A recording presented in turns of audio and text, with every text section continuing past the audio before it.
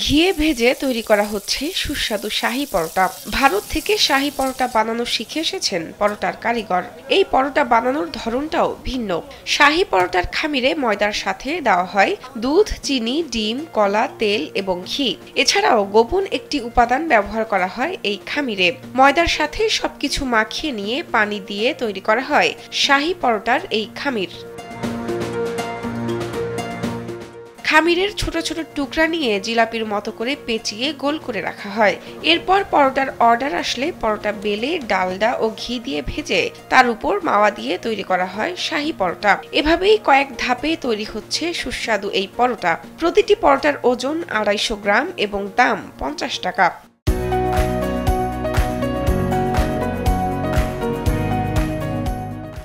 আমাদের পরোটা দেখার পরে অনেক হোটেলে চেষ্টা করতেছে আমরা শাহী পরোটা নামাবো, তা পারছে না, হচ্ছে না। এটা কাস্টমারের কথা, আমাদের কথা না, হচ্ছে না। বগুড়া কোথাও আর নাই। সিন মিন মাসা হোটেলে সকাল ৭টা থেকে দুপুর ১২টা এবং বিকেল ৫টা থেকে রাত ১০টা পর্যন্ত বিক্রি হয় এই শাহী পরোটা। জানা যায় প্রতিদিন ৪০ থেকে ৫০ কেজি ময়দার শাহী পরোটা বিক্রি হয় এখানে। শুধু বগুড়ারই নয়, অন্যান্য জেলা থেকেও এই পরোটা খেতে আসেন ভোজন রসিকরা। খেতে স্বাদ আছে, কিন্তু আমি আসলে কখনো একটা শাহী পরোটা সম্পূর্ণ একা খেতে পারিনি। এটা অনেক একটু বড় টাইপের।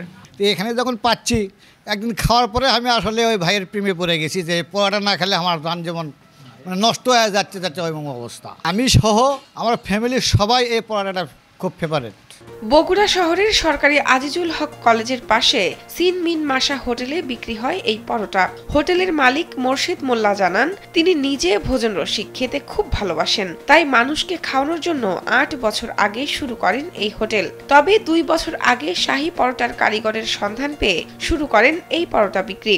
পরোটাটা এই ধরনের করলে ঘি ডালডা দিয়ে ভেজে খাইয়ে নিজে আগে দেখছি যে কেমন লাগে। এরই উপর চিন্তা ভাবনা করে এই পরোটাটা আমি বছর ২ ধরে চালু করি।